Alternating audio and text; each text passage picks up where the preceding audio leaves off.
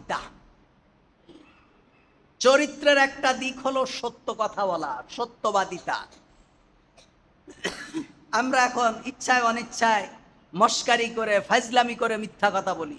আপনি যদি কোনো ব্যাপার মস্কারি করেও মিথ্যা কথা বলেন, এটাও গুনাহ হবে। আপনার বাচ্চা ঘুম পড়ে না, আপনি বলছেন ওই বাঘ আসছে বাঘ আসছে, গুনাহ হবে। আপনার বাচ্চা ঘুমায় না, আপনি ভূতের গল্প শোনায় তারে ঘুম পড়ান, গুনাহ হবে। কোনো কথা ইয়ারকি মেরেও মিথ্যা কথা বলা যাবে না, কারণ যেটা মিথ্যা সেটা মস্কারি করলেও মিথ্যা, সেটা ফাইজলামি করে বললেও মিথ্যা, সেটা ঠাট্টা করে বললেও মিথ্যা, কাউকে ভয় দেখাবার জন্য বললেও মিথ্যা, এমনে বললেও মিথ্যা। আমরা এভাবে অনেক মিথ্যা কথা প্রতিদিন বলতে থাকি। আল্লাহ তাআলা বলছেন সত্যবাদীদের সঙ্গী হওয়ার জন্য আল্লাহ তাআলা বলেছেন ওয়াকুনু ইয়া আইয়ুহাল্লাযীনা আমানুত্তাকুল্লাহ ওয়াকুনু মাআস সাদিকিন। হে ঈমানদারগণ, তোমরা সত্যবাদীদের সঙ্গী হও, তাকওয়া অবলম্বন করো এবং সত্যবাদীদের সাথী হও। যারা সত্য কথা বলে, যারা সত্য পথে চলে, যারা ন্যায়ের কথা বলে, যারা ন্যায়ের পথে চলে, যারা ন্যায় ইনসাফের কথা বলে, তাদের সঙ্গী হও, মিথ্যাবাদীদের সঙ্গী হও না। যারা মিথ্যা বলে, যারা মিথ্যা ছড়ায়, যাদের মিথ্যাই হলো পুঁজি, এই ধরনের মানুষের সঙ্গী হতে আল্লাহ তাআলা নিষেধ করেছেন। আপনি দুনিয়ায় কাকে সঙ্গী বানান? কোন ফাসেক ফুজ্জারকে আপনি সঙ্গী বানান? আপনার রাজনৈতিক সঙ্গী কারা? যাদের পুঁজি হলো মিথ্যা কথা বলা। আপনার ব্যবসায়িক সঙ্গী কারা? যাদের পুঁজি হলো মিথ্যা কথা বলা। আপনার আত্মীয়তা কারা? যারা মিথ্যার উপরে ভর করে জীবন যাপন করে। অথচ আল্লাহ তাআলা কোরআনে বলেছেন ইয়া আইয়ুহাল্লাযীনা আমানুত্তাকুল্লাহ ওয়া কুনু মাআস সাদিকিন। তোমরা সত্যবাদীদের সাথী হও, সত্যবাদীদের ন্যায়পরায়ণ যারা সত্যবাদী এদের সঙ্গী হও, এদের সাথে তোমার সম্পর্ক রাখো, এদের সাথে সম্পর্ক স্থাপন করো।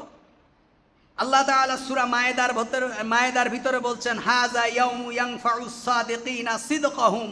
আজ সেই দিন যেদিন সত্যবাদীদেরকে সত্য তাদের উপকারে আসবে। কিয়ামতের দিন আল্লাহ তাআলা বলছেন, কিয়ামতের দিন আল্লাহ বলবেন হাযা ইয়াউমুন ইয়ানফাউস সাদিকিনা সিদকুম। আজকে সেই দিন যেদিন সত্যবাদীদের সত্যটা উপকারে আসবে।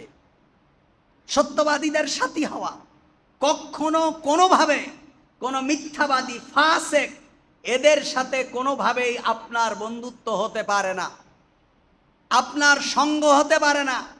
আপনাকে মনে রাখতে হবে, যদি কোনো এলাকা, যদি কোনো বাড়ি, যদি আপনার আত্মীয়তার সম্পর্ক পরিবর্তন করতে হয় কোনো সৎ উদ্দেশ্যে, তাহলেও পরিবর্তন করতে হবে।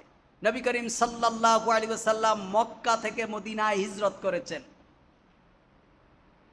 আল্লাহ তাআলার নির্দেশে মক্কা থেকে মদিনায় হিজরত করেছেন। তারপরেও কাফেরদের সঙ্গী হননি, মুমিনদের সঙ্গী হয়েছেন। এবং সাহাবীরা তাদের আত্মীয় স্বজন, নিজের মা বাপ ভাই বোন আত্মীয় স্বজন সবার সাথে সম্পর্ক ছিন্ন করে নবী করিম সাল্লাল্লাহু আলাইহি ওয়াসাল্লাম এবং তার সাথীদের সঙ্গী হয়েছেন। তারপরেও নিজের আত্মীয়, পাড়া প্রতিবেশী, বন্ধু বান্ধব কারো সাথে সম্পর্ক রাখেননি, কিংবা সম্পর্কের জেরে মুমিনদের থেকে নিজেদেরকে কখনো আলাদা করে রাখেননি। এটা মনে রাখতে হবে। খবরদার, কোনো ধরনের আমাদের কোনো বন্ধু বান্ধব মিথ্যাবাদী হতে পারে না, অসৎ চরিত্র কোনো মানুষ আমাদের বন্ধু হতে পারে না, কোনো ইমানদারের বন্ধু হতে পারে না। আল্লাহ রাসূল সাল্লাল্লাহু আলাইহি ওয়াসাল্লাম বলছেন আস-সিদকু ইউনজি ওয়াল কিযবু ইউহলিক। সত্য মানুষকে মুক্ত করে, সত্য মানুষকে মুক্তি দেয়, আর মিথ্যা মানুষকে ধ্বংস করে দেয়। সুতরাং কোনো মিথ্যাবাদীর সাথে সম্পর্ক রাখা যাবে না। কুনু মাআস সাদিকিন, সাদিকিনদের সাথে সম্পর্ক রাখতে হবে, নেককারদের সাথে, আমলওয়ালাদের সাথে, ভালো মানুষের সাথে সম্পর্ক রাখতে হবে। যদি দুনিয়া এবং আখিরাতের কল্যাণ আপনি পেতে চান, দুনিয়া এবং আখিরাতের কল্যাণ যদি পেতে চান, ভালো মানুষদের সাথে সম্পর্ক রাখতে হবে। খারাপ মানুষের সাথে সম্পর্ক রাখলে দুনিয়াও শেষ, আখিরাতও শেষ। মুমিনদের